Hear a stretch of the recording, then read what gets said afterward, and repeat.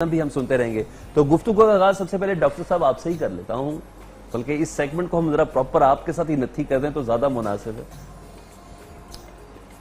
Doctor صاحب کوئی مجھے کہے کہ قرآن پر مضمون لکھو، جتنا میرا شعور ہے، جتنی مجھے معلومات ہے، میں کوشش کروں گا کہ مضمون لکھوں، لیکن دراصل قرآن کا مضمون کیا ہے یہ ذرا بتا دیں. کوئی اگر خاص ایک مضمون ہے تو اس پہ روشنی ڈال دیں. یہ اگر آپ خود قرآن سے پوچھیں اور خاص اسی رمضان کی مناسبت سے، تو قرآن مجید نے سورہ بقرہ کی آیت نمبر 185 میں یہ فرمایا، شہر رمضان الذی انزل فیہ القرآن، رمضان کا مہینہ وہ مہینہ ہے جس میں قرآن نازل ہوا. اور پھر یہ خود واضح کیا کہ یہ قرآن کیا ہے، ھدی للناس، یہ انسانوں کے لیے ہدایت ہے، وبینات من الہدی، اور ہدایت بھی بالکل واضح، والفرقان، اور صحیح اور غلط، حق اور باطل میں واضح فرق کر دینے والی. صحیح. یعنی آپ یوں سمجھیے کہ اس دنیا کی زندگی میں ہم انسانوں کو بہت سی نعمتیں حاصل ہیں. یہ زندگی ایک بہت بڑی نعمت ہے، اس میں اسباب، وسائل، رشتے ناطے، عقل وغیرہ وغیرہ. لیکن اس کے باوجود انسان کی زندگی میں ایک واضح تشنگی، کمی موجود تھی. مجھے کس نے بنایا، میرے بنانے والے کی صفات کیا ہیں، میری زندگی کا مقصد کیا ہے، یہ دنیا میں اونچ نیچ کیوں ہے، موت کیوں آتی ہے، موت کے بعد کیا ہونے والا ہے. ڈھیروں سوالات ہیں جن کا جواب دنیا میں انسان کو مل ہی نہیں سکتا جب تک کہ وہ آسمان سے بنانے والا نہ اتارے. اس نے وہ جواب نازل کیا ہے، اور وہ جواب اب آخری محفوظ شکل میں قرآن مجید میں موجود ہے. یہ انسانوں کے لیے ہدایت، ہمارے اندر کے سوالات کے جوابات، اور وہ جوابات بھی پھر اس تفصیل کے ساتھ کہ ہمیں تو کچھ چند چیزیں معلوم کرنی تھیں، اللہ تعالیٰ نے اس میں بہت کچھ اور اضافہ کر دیا. کیا بات ہے. تو ڈاکٹر صاحب، جیسے کہ حقوق اللہ، حقوق العباد ہیں، قرآن پاک کی حقوق سے کیا مراد ہے؟ قرآن مجید کا حق یہ ہے کہ ہم سب سے پہلے تو اس کو جانیں اور اس کو پڑھیں جیسے کہ اس کے پڑھنے کا حق ہے، اس کو سمجھیں، اس کے مضامین کو ہم ایبزارب کریں. جب ہم اس کو سمجھیں گے تو پھر ہم وہ ایمان لائیں گے اس پر کہ جو دل کی گہرائی سے ہوگا. مگر ڈاکٹر صاحب اختلاف ہے، اللہ کے کلام کو سمجھنے والوں میں بھی اختلاف ہے، اس کو سمجھنے میں بھی اختلاف ہے. یہ کیسے ختم ہو سکتا ہے؟ آیا ہو سکتا ہے؟ دیکھیں، یہ بڑی دلچسپ بات ہے کہ قرآن مجید نے یہ بات بیان کی کہ اللہ تعالیٰ نے، اور یہ بھی سورہ بقرہ ہی میں ہے، آیت نمبر 213 میں اللہ تعالیٰ نے اپنے پیغمبروں کو بھیجا، وَأَنزَلَ مَعَهُمُ الْكِتَابَ، اور ان کے ساتھ کتاب نازل کی. قرآن اس کے لیے سنگولر واحد کا صیغہ استعمال کرتا ہے، اس لیے کہ ساری کتابیں اصل میں اللہ ہی کی ہیں، اور وہ ایک ہی کتاب کے مختلف ایڈیشنز ہیں. لیکن یہ بتایا کہ جو کتابیں یا کتاب نازل کی، اس کی وجہ کیا ہے، اس کا مقصد کیا ہے؟ لِيَحْكُمَ بَيْنَ النَّاسِ فِي مَا اخْتَلَفُوا فِيهِ، تاکہ وہ انسانوں میں جو اختلافات ہوں ان میں فیصلہ سنا دے. گویا کہ یہ جو مذہبی اختلافات ہیں، ان کا فیصلہ سنانے کے لیے اللہ کی کتابیں، اور پھر سب سے آخر میں قرآن مجید کو اللہ تعالیٰ نے نازل کیا. آپ نے فرمایا کہ اس کے سمجھنے میں اختلاف ہے، بالکل ہے، لیکن وہ اختلاف ایسا ہے کہ میرا ایک پس منظر ہے، کسی اور کا کچھ اور پس منظر ہے. ہم اپنے اپنے پس منظر کے ساتھ، بیگیجز کے ساتھ آتے ہیں، اور بعض اوقات وہ ہمارے لیے رکاوٹ بن جاتے ہیں.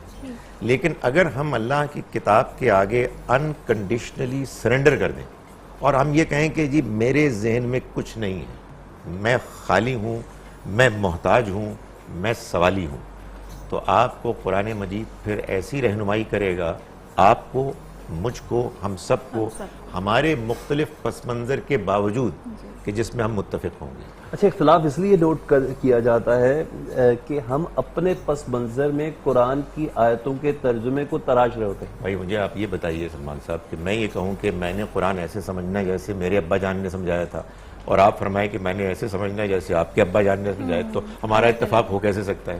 ہم کہیں جی ہم اپنے اپنے والدین، بزرگوں کی عزت احترام کرتے ہیں، لیکن اب آئیے قرآن سے پوچھتے ہیں. تو ہم پھر بھی کچھ نہ کچھ ڈسکشن کریں گے، لیکن انشاءاللہ العزیز قرآن مجید آپ کو ایک نتیجے تک پہنچائے گا. اصل میں ہماری اپنی کمزوریاں، رکاوٹیں ہوتی ہیں، تعصبات ہوتے ہیں، جس کی وجہ سے ہم قرآن کو ویسے نہیں سمجھ پاتے جیسے کہ اس کے قرآن سمجھنے میں کا اسرار ہے نا. کوئی شک نہیں. ایک بریک لیتے ہیں اور ہم نے جانا ہے قرآن کے اسرار کس قسم کے ہیں. ایک چھوٹی سی بریک لیتے ہیں جی. پیغام رمضان کی اس ٹرانسمیشن میں ہم دوبارہ حاضر ہوں گے ایک بریک کے بعد.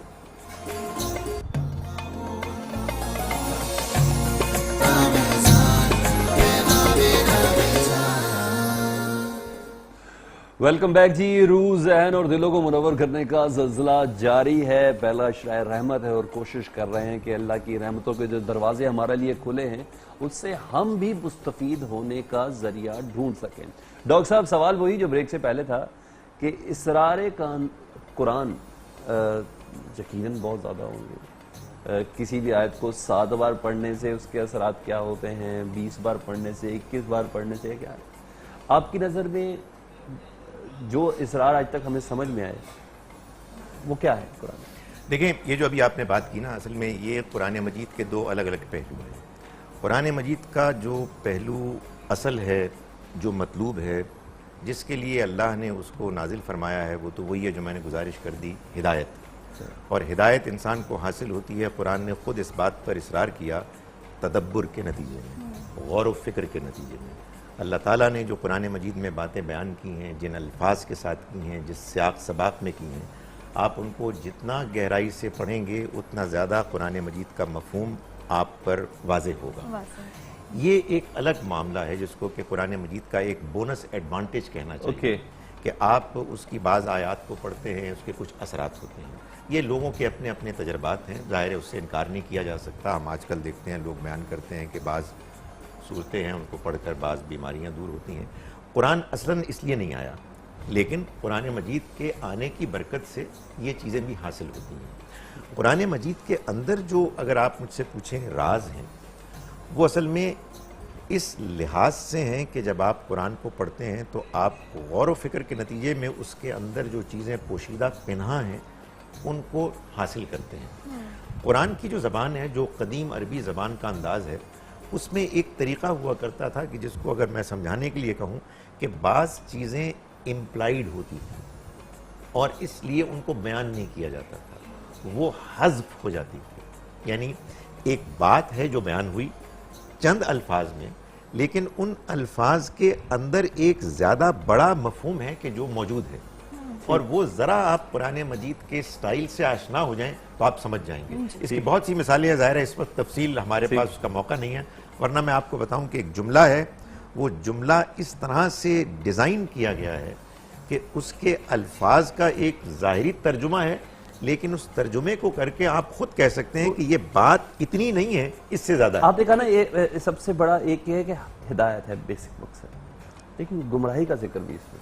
جی جی جی, وہ جب ہے ہی ہدایت تو گمراہ کون ہوں گے اس کو پڑھنے سے؟ قرآن مجید خود کہتا ہے نا کہ یضل بہ کثیرا ویہدی بہ کثیرا, لیکن خود واضح کیا کہ وما یضل بہ الا الفاسقین, اس سے گمراہ نہیں ہو, اس سے اللہ گمراہ نہیں کرتا سوائے ان کو کہ جو فاسق ہیں. یعنی دیکھیں قرآن کو آپ ہدایت کی کتاب سمجھ کے اللہ سے ہدایت حاصل کرنے کے لیے پڑھیں گے تو وہ آپ کے لیے راستے کھولے گا.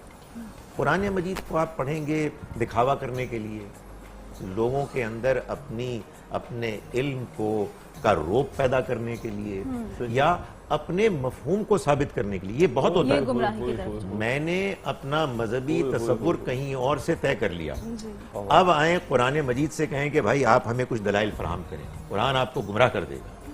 قرآن مجید کا یہ تقاضا ہے, یہ اس کا حق ہے کہ آپ اس کے آگے سرنڈر کریں.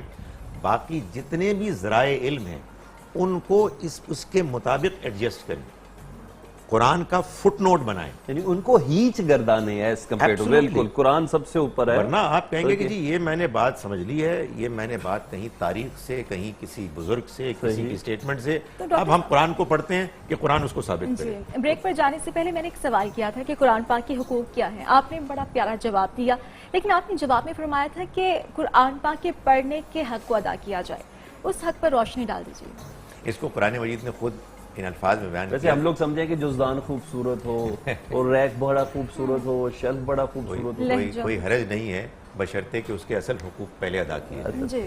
اللہ تعالیٰ نے فرمایا کہ الذین آتیناہم الکتاب, ہم نے جن کو کتاب عطا کی, یتلونہ حق تلاوتی، وہ اس کی تلاوت کرتے ہیں جیسے کہ اس کی تلاوت کرنے کا حق ہے۔ اس کا حق کیا ہے کہ آپ جب اللہ کی کتاب کو کھولیں تو آپ کا یہ ارادہ ہو کہ میں نے اس کو سمجھنا ہے، میں نے اس سے ہدایت حاصل کرنی ہے، مجھے جو بات سمجھ میں آئی ہے میں نے اس کو پلے باندھنا ہے، جو باتیں سمجھ میں نہیں آئی ہیں ان کا میں نے سوال کوسچن مارک لگا دینا ہے اور تلاش کرنا ہے، اور قرآن مجید کو ایسے سمجھنا ہے جیسے کہ مجھے جتنا میرے لیے ممکن ہے یہ سمجھ میں آئے کہ اللہ تعالیٰ نے اس کو یوں بیان فرمایا ہے۔ آپ یقین جانیے یہ ممکن ہے، یہ کوئی اتنا مشکل کام نہیں ہے۔ اس میں سب سے بڑی مشکل وہی ہے جو میں بیان کر چکا، وہ ہمارے اندر کی رکاوٹ ہے۔ ہم پہلے سے کچھ چیزیں طے کر چکے ہوتے ہیں اور پھر قرآن مجید کو استعمال کرتے ہیں کہ وہ ہماری طے شدہ نظریات کو ثابت کرے، تو قرآن پھر آپ کو ہدایت نہیں دے۔ اچھا ایک سوال اور ڈاکٹر صاحب، کہ کچھ آیات ایسی ہوتی ہیں قرآن کی جو کچھ خاص مواقع کے لیے آئی، یعنی کچھ جنگ احد کے زمانے میں، جنگ بدر کے لیے، کسی فلانے غزوے کے لیے، فتح مکہ کے لیے، حدیبیہ کے لیے، یعنی یہ سب چل رہا ہے، واقعات بھی چل رہے ہیں۔